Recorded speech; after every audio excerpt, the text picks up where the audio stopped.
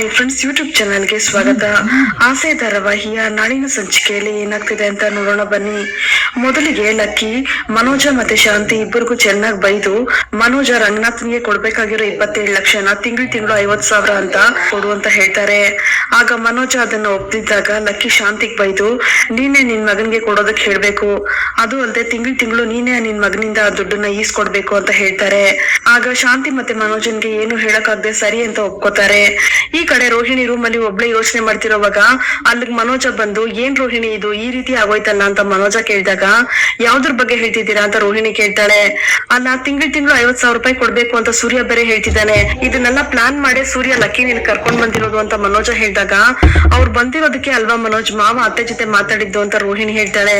ಆಗ ಮನೋಜ ಅಲ್ಲ ಅದು ಮುಖ್ಯ ಆಗಿತ್ತಾ, ಇವಾಗ ಸ್ವಲ್ಪ ದಿನ ಬಿಟ್ಟಿದ್ರೆ ಅವರೇ ಮಾತಾಡ್ಕೊಂಡಿರೋರು, ಈ ಸೂರ್ಯ ನನ್ನ ಹತ್ರ ದುಡ್ಡು ಕೇಳೋದಕ್ಕೋಸ್ಕರನೇ ಈ ರೀತಿ ಎಲ್ಲ ಮಾಡಿರೋದು, 50,000 ಅಂದ್ರೆ ಸುಮ್ನೆ ಬರುತ್ತಾ, ಈಗ ಹೇಗ್ ನಾನು ಅದನ್ನೆಲ್ಲ ರೆಡಿ ಮಾಡೋದು ಅಂತ ಮನೋಜ ಹೇಳಿದಾಗ ಅದು ನಿಮ್ ತಪ್ಪು ಮನೋಜ್, ನೀವು ಬುದ್ಧಿಗೆಟ್ಟು ಕೆಲಸ ಮಾಡಿದ್ದು ಅಂತ ರೋಹಿಣಿ ಬೈತಾಳೆ. ಅದಕ್ಕೆ ಮನೋಜ ಏನು ಎಲ್ರು ಇದನ್ನೇ ಹೇಳ್ತಿದ್ದೀರಲ್ಲ, ನಾನೇನಂತ ಬುದ್ಧಿ ಇಲ್ದಿರೋ ಅಂತ ಕೆಲಸ ಮಾಡಿರೋದು ಅಂತ ಕೇಳಿದಾಗ ಸರಿ ಇವಾಗ ಸೂರ್ಯ ಅವ್ರಿಗೆ ಕೊಡ್ಬೇಕಾಗಿರೋ 2 ಲಕ್ಷನ ಬಿಡಿ, ಆದ್ರೆ ನಿಮ್ಮ ಅಪ್ಪನ ಕೊಡ್ಬೇಕಾಗಿರೋ 27 ಲಕ್ಷದಲ್ಲಿ ನಿಮ್ದು ಶೇರ್ ಇದೆ ಅಲ್ವಾ, ಆ ಲೆಕ್ಕದಲ್ಲಿ ನೋಡಿದ್ರೆ 9 ಲಕ್ಷ ಹೋಗುತ್ತೆ, ಇನ್ 18 ಲಕ್ಷ ಮಾತ್ರ ನೀವು ಕೊಡ್ಬೇಕಾಗಿರೋದು ಅಂತ ರೋಹಿಣಿ ಹೇಳ್ತಾಳೆ. ಆಗ ಮನೋಜ ಓ ಹೌದಲ್ವಾ, ಇದ್ ನನ್ಗೆ ಹೊಳಿಲೇ ಇಲ್ಲ ಅಂತ ಮನೋಜ ಹೇಳಿದಾಗ ಇದೆಲ್ಲ ನಿಮ್ಗೆ ಅರ್ಥ ಆಗಿದ್ರೆ ನೀವ್ ಯಾಕೆ ಇಷ್ಟೊಂದು ಯಾಮಾರ್ತಿದ್ರಿ ಅಂತ ರೋಹಿಣಿ ಹೇಳ್ತಾಳೆ. ಸರಿ ಇರು ನಾನು ಇವಾಗ್ಲೇ ಹೋಗಿ ಹೇಳ್ಬಿಟ್ಟು ಬರ್ತೀನಿ ಅಂತ ಮನೋಜ ಹೋಗ್ತಿರ್ಬೇಕಾದ್ರೆ ನಿಂತ್ಕೊಳ್ಳಿ ಮನೋಜ್ ಎಲ್ಗ್ ಹೋಗ್ತಾ ಇದ್ದೀರಾ ಅಂತ ರೋಹಿಣಿ ಕೇಳ್ತಾಳೆ. ಅದಕ್ಕೆ ಮನೋಜ ಈಗ ಹೋಗಿ ಅವ್ರ ಹತ್ರ 18 ಲಕ್ಷ ಮಾತ್ರ ಕೊಡ್ತೀನಿ ಅಂತ ಹೇಳ್ಬಿಟ್ಟು ಬರ್ತೀನಿ ಅಂತ ಹೇಳಿದಾಗ ನೀವ್ ಸ್ವಲ್ಪ ಹೊತ್ತು ಮಾತಾಡ್ದೆ ನಿಂತ್ಕೊಳ್ಳಿ ಮನೋಜ್, ಈಗೇನಾದ್ರೂ ನೀವ್ ಹೋಗಿ ಅಲ್ಲಿ ತರ ಹೇಳಿದ್ರಿ ಅಂತಂದ್ರೆ ನಿಮ್ಗೆ ಇದನ್ನೆಲ್ಲ ನಾನೇ ಹೇಳ್ಕೊಟ್ಟಿದೀನಿ ಅಂತ ಸೂರ್ಯ ಮತ್ತೆ ಗಲಾಟೆ ಮಾಡ್ತಾನೆ. ನಾವ್ ಅವ್ರಿಗೆ ದುಡ್ಡು ಕೊಡ್ಬೇಕಾದ್ರೆ ಇದನ್ನೆಲ್ಲ ಹೇಳಿದ್ರೆ ಆಯ್ತು, ಈಗ ಸದ್ಯಕ್ಕೆ ಸಮಸ್ಯೆ ಮುಗ್ದಿದೆ ಅಲ್ವಾ ಅಂತ ರೋಹಿಣಿ ಹೇಳ್ತಾಳೆ.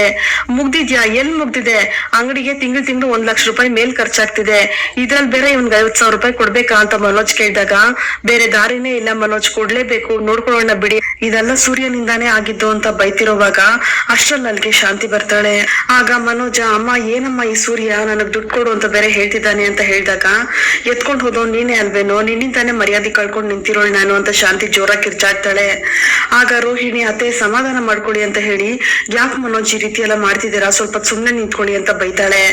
ಆಗ ಶಾಂತಿ ನೋಡಿದ್ಯಾ ನಮ್ಮ ರೋಹಿಣಿ ಹೇಗ್ ನಮ್ಮ ಅತ್ತೆ ಬಂದು ನನ್ ಮೇಲೆ ಅಧಿಕಾರ ಚಲಾಯಿಸ್ತಿದ್ದಾರೆ ಅಂತ, ಏನೋ ನಾನೇ ತಪ್ಪು ಮಾಡಿರೋ ರೀತಿ ಹೋಗಿ ನನ್ನನ್ನ ಅವ್ರ ಹತ್ರ ಕ್ಷಮೆ ಕೇಳೋ ರೀತಿ ಮಾಡ್ಬಿಟ್ರು ಅಂತ ಶಾಂತಿ ಹೇಳ್ಬೇಕಾದ್ರೆ ರೋಹಿಣಿ ಶಾಂತಿನೇ ನೋಡ್ತಿರ್ತಾಳೆ.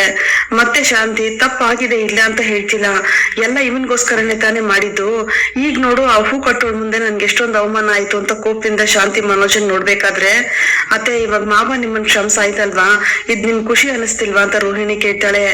ಅದಕ್ಕೆ ಶಾಂತಿ ಅದೇನೋ ಸಂತೋಷ ಆಗ್ತಿದ್ಯಮ್ಮ, ನಾನೆಲ್ಲೋ ಅವ್ರ ನನ್ ಜೊತೆ ಮಾತಾಡದೆ ಹಾಗೆ ಇದ್ಬಿಡ್ತಾರೇನೋ ಅಂತ ಅನ್ಕೊಂಡಿದ್ದೆ ಅಂತ ಶಾಂತಿ ಹೇಳಿದಾಗ ಮಾವ ಮಾತಾಡ್ತಿರ್ಲಿಲ್ವಲ್ಲ ಅತ್ತೆ, ಅದರಿಂದ ತುಂಬಾ ಮಿಸ್ ಮಾಡ್ಕೋತಾ ಇದ್ರ ಮಾವನ್ನ ಅಂತ ರೋಹಿಣಿ ಕೇಳ್ತಾಳೆ.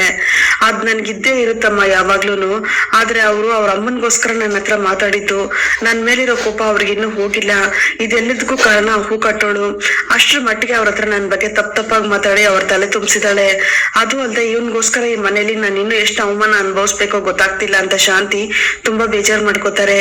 ಅದಕ್ಕೆ ಮನೋಜ ಅಮ್ಮ ನಾನೇನ್ ಮಾಡ್ಲಮ್ಮ ಅಂತ ಕೇಳಿದಾಗ ನೀನ್ ಏನು ಮಾಡ್ಬೇಡಪ್ಪ, ಇನ್ಮೇಲೆ ನಿನ್ ಕೈಯಿಂದ ಏನು ಆಗೋದಿಲ್ಲ ಅಂತ ನನಗೆ ಚೆನ್ನಾಗ್ ಗೊತ್ತಾಗೋಯ್ತು ಅಂತ ಶಾಂತಿ ಹೇಳಿ ನೋಡಮ್ಮ ರೋಹಿಣಿ ಈ ದುಡ್ಡಿನ ವಿಷಯ ನನ್ ಬಾಯಿ ಕಟ್ಟಾಗಿದೆ, ಇದಕ್ಕೆ ನೀನೇ ಏನಾದ್ರೂ ಪರಿಹಾರ ಕಂಡುಹಿಡಿಬೇಕು ಅಂತ ಶಾಂತಿ ಹೇಳ್ತಾರೆ.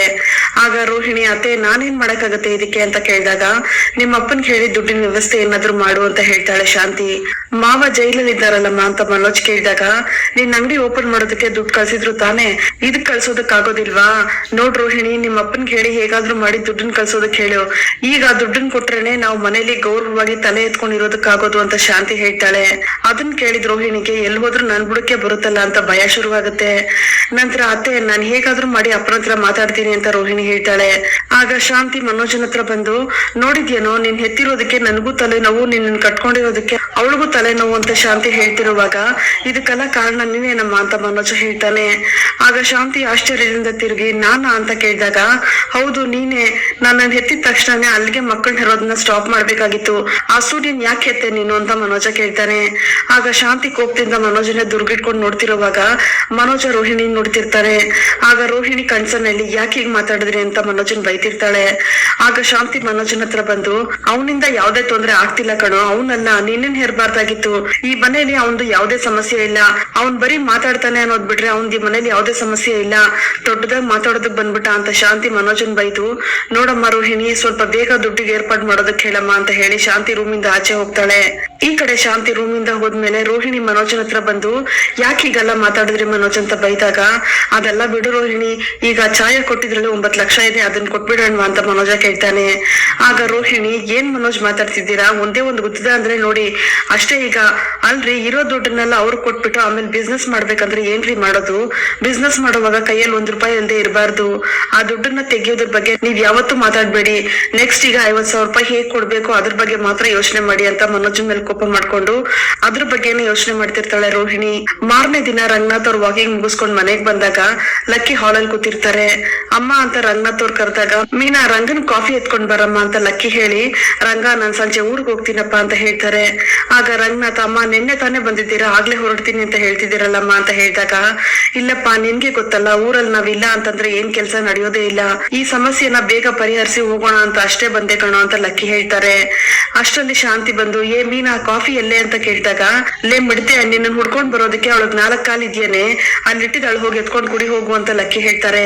ಅತ್ತೆ ಏನತ್ತೆ ಬೇಗ ಎದ್ಬಿಟ್ಟಿದ್ದೀರಾ ಅಂತ ಶಾಂತಿ ಕೇಳಿದಾಗ, ಲೇ ಶಾಂತಿ, ಸೂರ್ಯ ಎದ್ದೇಳೋದಕ್ಕೂ ಮುಂಚೆನೆ ನಾನು ಎದ್ದೇಳ್ತೀನಿ ಕಡೆ, ನಿನ್ ತರ ಇರೋದಕ್ಕಾಗುತ್ತೇನೆ, ನಿನಗಾದ್ರೆ 3 ಜನ ಸೊಸೆ ಅಂದ್ರು, ನಿನ್ಗೇನ್ ಕಮ್ಮಿ ಹೇಳು ಅಂತ ಲಕ್ಕಿ ಹೇಳಿದಾಗ, ಯಾಕತ್ತೆ ನಿಮ್ಗೆ ಅಂತ ನಾನಿಲ್ವಾ ಅಂತ ಶಾಂತಿ ಹೇಳ್ತಾಳೆ. ಆಗ ಸೂರ್ಯ ಬಂದು, ಲಕ್ಕಿ ಹಾಗಾದ್ರೆ ನೀನ್ ಊರ್ಗ್ ಹೋಗ್ಬೇಕಾದ್ರೆ ಸಕ್ರನು ಜೊತೆಲೆ ಕರ್ಕೊಂಡ್ ಹೋಗ್ಬಿಡು, ಸಕ್ರನೇ ಎಲ್ಲ ಕೆಲ್ಸಾನು ಮಾಡ್ತಾರೆ ಅಂತ ಹೇಳಿದಾಗ, ಯಾಕೋ ಮೊಮ್ಮಗ್ನೆ, ನಾನು ನೆಮ್ಮದಿಯಾಗಿರೋದು ನಿನ್ಗೆ ಇಷ್ಟ ಇಲ್ವೇನೋ? ನನ್ಗೆ ಯಾರ ಜೊತೆನೂ ಬೇಕಾಗಿಲ್ಲ, ನನ್ನ ನೋಡ್ಕೊಳ್ಳೋದಕ್ಕೆ ನನಗ್ ಚೆನ್ನಾಗ್ ಗೊತ್ತಿದೆ, ನೀವೆಲ್ರೂ ಸಂತೋಷವಾಗಿದ್ರೆ ನನ್ಗೆ ಅಷ್ಟೇ ಸಾಕಣು ಅಂತ ಲಕ್ಕಿ ಹೇಳ್ತಿರುವಾಗ ಅಲ್ಲಿಗೆ ರವಿ ಮತ್ತೆ ಶ್ರುತಿ ಇಬ್ರು ಬರ್ತಾರೆ.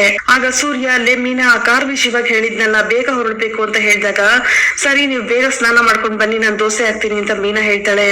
ಹೌದೌದು ಬೇಗ ಮಾಡು, ಎಲ್ರು ಕೆಲ್ಸಕ್ಕೆ ಹೋಗ್ಬೇಕಲ್ಲ ಅಂತ ಶಾಂತಿ ಹೇಳಿದಾಗ, ಲೇ ಶಾಂತಿ, ನಿನ್ಗೇನೆ ಇದೆ ಕೆಲ್ಸ, ಮೀನಾ ಅವಳ ಗಂಡನ್ ತಿಂಡಿ ರೆಡಿ ಮಾಡ್ತಾಳೆ, ನೀನ್ ಹೋಗಿ ನಿನ್ ಗಂಡನ್ ರೆಡಿ ಮಾಡ್ಕೊಡು ಹೋಗು ಅಂತ ಲಕ್ಕಿ ಹೇಳಿದಾಗ, ನಾನಾ ಅಂತ ಶಾಂತಿ ಕೇಳ್ತಾಳೆ. ಕಣೆ ನೀನಲ್ದೆ ಇನ್ಯಾರು ಮಾಡ್ಕೊಡ್ತಾರೆ, ಪಕ್ಕದ ಮನೆಯವ್ರು ಕರೆಯೋದಕ್ಕಾಗತ್ತಾ, ರಂಗನ್ ಹೆಂಡತಿ ನೀನೇ ತಾನೆ ಅಂತ ಲಕ್ಕಿ ಹೇಳ್ತಾರೆ. ಆಗ ಮೀನಾ ಬಂದು, ಅಜ್ಜಿ ನಾನೇ ಮಾಡ್ಕೊಡ್ತೀನಿ ಬಿಡಿ ಅಂತ ಹೇಳಿದಾಗ ಸೂರ್ಯ, ಲೇ ಮೀನಾ ಬಾಯಿಲಿ ಅಂತ ಕೈ ಹಿಡಿದು ಹೇಳ್ಕೊಂಡು, ದೊಡ್ಡ ಕರುಣಾಮಯಿ ಇವಳೇ ಎಲ್ಲ ಮಾಡ್ಬಿಡ್ತಾಳಂತೆ ಅಂತ ಹೇಳಿ, ಲಕ್ಕಿ ಯಾವಾಗ್ಲೂ ಇವಳು ಹೀಗೇನೆ ಎಲ್ಲಾ ಕೆಲ್ಸಾನು ಇವಳ ತಲೆ ಮೇಲೆ ಹಾಕೋತಾಳೆ ಅಂತ ಸೂರ್ಯ ಹೇಳ್ತಾನೆ. ಏ ಮೀನಾ, ನಿನ್ ಗಂಟೆನಿಗೆ ಮಾತ್ರ ದೋಸೆ ಮಾಡ್ಕೊಟ್ರೆ ಸಾಕು, ಲೇ ಶಾಂತಿ ನೀನ್ ಹೋಗಿ ರಂಗನ್ ದೋಸೆ ಮಾಡ್ಕೊಡು ಅಂತ ಲಕ್ಕಿ ಹೇಳ್ತಾರೆ. ಅಜ್ಜಿ ಹಾಗಾದ್ರೆ ನಾವೆಲ್ಲ ಹೆಂಗ್ ತಿನ್ನೋದು ಅಂತ ಮನೋಜ ಕೇಳಿದಾಗ, ಏ ಯಾಕೋ ನಿನ್ ಹೆಂಡತಿ ಇಲ್ವೇನೋ ನಿನ್ಗೆ, ರೋಹಿಣಿ ಇದ್ದಾಳ್ ತಾನೆ ಅಂತ ಲಕ್ಕಿ ಹೇಳ್ತಾರೆ. ಅಜ್ಜಿ ನಾನಾ ಅಂತ ರೋಹಿಣಿ ಕೇಳಿದಾಗ, ಹೌದು ಕಣೆ ನೀನ್ ಮನೋಜನ್ಗೆ ದೋಸೆ ಮಾಡ್ಕೊಡು, ಹಾಗೆ ಶ್ರುತಿ ನೀನ್ ರವಿಗ್ ದೋಸೆ ಮಾಡ್ಕೊಡಮ್ಮ ಅಂತ ಲಕ್ಕಿ ಹೇಳ್ದಾಗ, ಅಜ್ಜಿ ನನ್ಗೆ ಅದೆಲ್ಲ ಬರೋದಿಲ್ಲ ಅಂತ ಶ್ರುತಿ ಹೇಳ್ತಾಳೆ. ಯಾವ್ದು ಅಂತ ಲಕ್ಕಿ ಕೇಳಿದಾಗ, ದೋಸೆ ಮಾಡೋದಕ್ಕೆ ಅಜ್ಜಿ ಅದೆಲ್ಲ ನನಗ್ ಬರೋದಿಲ್ಲ ಅಂತ ಹೇಳ್ತಾಳೆ. ಆಗ ಲಕ್ಕಿ, ಅಯ್ಯೋ ನಾನೇನ್ ಹಬ್ಬದ ಅಡ್ಗೆ ಮಾಡು ಅಂತ ಹೇಳಿದ್ಮೇಲೆ ದೋಸೆ ತಾನೇ ಹೇಳಿದ್ದು ಅಂತ ಲಕ್ಕಿ ಹೇಳಿದಾಗ, ಅದೇ ಅಜ್ಜಿ ಅದನ್ನೇ ನನಗ್ ಮಾಡೋದಕ್ ಬರೋದಿಲ್ಲ ಅಂತ ಶ್ರುತಿ ಹೇಳ್ತಾಳೆ. ಗೊತ್ತಿಲ್ಲ ಅಂದ್ರೆ ಮಾಡ್ಕೋಬೇಕು ಕಣೆ ಅಂತ ಲಕ್ಕಿ ಹೇಳಿದಾಗ ಮೀನಾ ಬಂದು, ಅಜ್ಜಿ ಇವಾಗ ಯಾಕೆ ಎಲ್ರಿಗೂ ತೊಂದ್ರೆ, ನಾನೇ ಎಲ್ರಿಗೂ ಮಾಡ್ಕೊಡ್ತೀನಿ ಬಿಡಿ ಅಂತ ಹೇಳ್ತಾಳೆ. ಆಗ ಲಕ್ಕಿ, ಮೀನಾ ನೀನೇನ್ ಕೆಲ್ಸದವಳ, ಎಲ್ಲಾ ಕೆಲ್ಸನೂ ನೀನೇ ಮಾಡೋದಕ್ಕೆ, ಬಾ ಇಲ್ಲಿ ಕೂತ್ಕೋ ಬಾ ಅಂತ ಲಕ್ಕಿ ಕರೆದಾಗ, ಅಜ್ಜಿ ಅದು ಅಂತ ಮೀನಾ ಹೇಳ್ತಿರ್ತಾಳೆ. ಏ ಮೀನಾ ಹೇಳ್ತಿದಾರೆ ತಾನೆ, ಹೋಗ್ ಕುತ್ಕೋ ಹೋಗಿ ಅಂತ ಸೂರ್ಯ ಕಳಿಸ್ತಾನೆ. ಸರಿ ಅಂತ ಮೀನಾ ಹೋಗಿ ಲಕ್ಕಿ ಪಕ್ಕ ಕುತ್ಕೋತಾಳೆ. ಆಗ ಸೂರ್ಯ, ಲಕ್ಕಿ ನನ್ಗೊಂದ್ ಡೌಟ್ ಅಂತ ಕೇಳಿದಾಗ, ಏನದು ಅಂತ ಲಕ್ಕಿ ಕೇಳ್ತಾರೆ. ಈಗ ಹೆಂಡತಿರೆಲ್ಲ ಗಂಡನ್ ದೋಸೆ ಮಾಡ್ಕೊಡ್ಬೇಕು, ಓಕೆ, ಆದ್ರೆ ಅವ್ರಿಗೆ ಯಾರು ದೋಸೆ ಮಾಡ್ಕೊಡೋದು ಅಂತ ಸೂರ್ಯ ಕೇಳಿದಾಗ, ಇನ್ಯಾರೋ ನೀವೇ ಮಾಡ್ಕೊಡಿ ಅಂತ ಲಕ್ಕಿ ಹೇಳ್ತಾರೆ. ಓ ಹಂಗೆ ಅಂತ ಸೂರ್ಯ ಹೇಳ್ಬೇಕಾದ್ರೆ ಸೂರ್ಯನ ರಂಗನಾಥ್ ಅವ್ರು ಗುರಾಯಿಸ್ಕೊಂಡ್ ನೋಡ್ತಿರ್ತಾರೆ. ಅದನ್ನ ನೋಡಿ ಸೂರ್ಯ ಸುಮ್ನೆ ಆಗ್ಬಿಡ್ತಾನೆ. ಅವ್ರವ್ರ ಹೆಂಡತಿಗೆ ಅವ್ರವ್ರೇ ದೋಸೆ ಮಾಡ್ಕೊಡಿ ಅಂತ ಲಕ್ಕಿ ಹೇಳಿದಾಗ, ಅಯ್ಯೋ ಅಜ್ಜಿ ನನಗ್ ದೋಸೆ ಎಲ್ಲ ಮಾಡೋದಕ್ ಬರೋದಿಲ್ಲ ಅಂತ ಮನೋಜ ಹೇಳ್ತಾನೆ. ಹೌದೌದು ಇದು ಮಾತ್ರ ಬರೋದಿಲ್ಲ, ಅದೇ ದುಡ್ಡು ಒಡವೆ ಎಲ್ಲ ಎತ್ಕೊಂಡಿಟ್ಟಿದ್ರೆ ಅದನ್ನ ಮೆಲ್ಲಗೆ ಅಭ್ಯಾಸ ಮಾಡ್ಕೊಂಡು ಹೋಗೋದು ಮಾತ್ರ ಗೊತ್ತು ಇವ್ನಿಗೆ ಅಂತ ಸೂರ್ಯ ಹೇಳ್ತಾನೆ. ಸೂರ್ಯ ಹೇಳಿದ್ನ ಕೇಳಿ ಶ್ರುತಿ ಬಿದ್ ನಗ್ತಿರ್ತಾಳೆ. ಯಾಕೋ ಅದನ್ನೆಲ್ಲ ಈಗ ಮಾತಾಡ್ತಿದ್ಯಾ, ಸುಮ್ನೆ ಇರೋ ಸೂರ್ಯ ಅಂತ ಲಕ್ಕಿ ಹೇಳ್ತಾರೆ. ಅಜ್ಜಿ ನೀವ್ ಹೇಳೋ ಐಡಿಯಾ ಸೂಪರ್ ಆಗಿದೆ ಅಂತ ರವಿ ಹೇಳಿದಾಗ, ರವಿ ಅವ್ರೆ ನಿಮ್ಗೇನು ತೊಂದ್ರೆ ಇಲ್ಲ, ಯಾಕಂದ್ರೆ ನೀವ್ ಶೆಫ್, ಕ್ಲೀನ್ ಆಗಿ ದೋಸೆ ಹಾಕೊಟ್ಬಿಡ್ತೀರಾ ಅಂತ ರೋಹಿಣಿ ಹೇಳಿದಾಗ, ಆ ರೀಸನ್ಗೋಸ್ಕರನೇ ಅಲ್ವಾ ರೋಹಿಣಿ ನಾನ್ ರವಿನ ಮದ್ವೆ ಆಗಿದ್ದು, ಈಗ ನನ್ಗೆ ಅಡ್ಗೆ ಮಾಡೋದಕ್ಕೆ ಹೇಳ್ತಿದ್ದೀರಲ್ಲ ಮಾಡಲ್ಲ ಅಜ್ಜಿ ಅಂತ ಶ್ರುತಿ ಹೇಳ್ತಾಳೆ. ಮಾಡ್ಲೇಬೇಕು, ಏ ರಂಗ ಹೋಗೋ, ಶಾಂತಿ ನಿನಗ್ ದೋಸೆ ಮಾಡ್ಕೊಡ್ತಾಳೆ, ನೀನ್ ಅವಳಿಗೋಸ್ಕರ ಅಂತ ದೋಸೆ ಮಾಡ್ಕೊಡು ಅಂತ ಲಕ್ಕಿ ಹೇಳಿದಾಗ ಇದೆಲ್ಲ ಯಾಕಮ್ಮ ಅಂತ ರಂಗನಾಥ್ ಅವ್ರು ಕೇಳ್ತಾರೆ. ಹೇಳೋದನ್ ಕೇಳೋ, ಅಲ್ಲೇ ಶಾಂತಿ ಹೋಗಿ ಇಬ್ರು ಅಡ್ಗೆ ಮನೆಗ್ ಹೋಗಿ ಅಂತ ಲಕ್ಕಿ ಇಬ್ರು ಅಡ್ಗೆ ಮನೆಗ್ ಕಳಿಸ್ತಾರೆ. ರಂಗನಾಥ್ ಮತ್ತೆ ಶಾಂತಿ ಇಬ್ರು ಅಡ್ಗೆ ಮನೆಗ್ ಹೋಗಿ ಇಬ್ರು ದೋಸೆ ಹಂಚಿನ ಇಟ್ಟು ದೋಸೆ ಹುಯ್ತಿರ್ಬೇಕಾದ್ರೆ ಎಲ್ರು ಬಂದು ಕಿಚನ್ ಒಳಗಡೆನೆ ಬಗ್ಗೆ ನೋಡ್ತಿರ್ತಾರೆ. ಆಗ ಮೀನಾ ಲಕ್ಕಿಗೆ ಅಜ್ಜಿ ನೋಡಿ ಅವ್ರು ಹೇಗ್ ನೋಡ್ತಿದ್ದಾರೆ ಅಂತ ತೋರಿಸಿದಾಗ ಲಕ್ಕಿ ಏನ್ರೋ ಮಾಡ್ತಿದ್ದೀರಾ ಅಲ್ಲಿ, ಬನ್ರೋ ಈ ಕಡೆ ಅಂತ ಲಕ್ಕಿ ಹೇಳ್ತಾರೆ.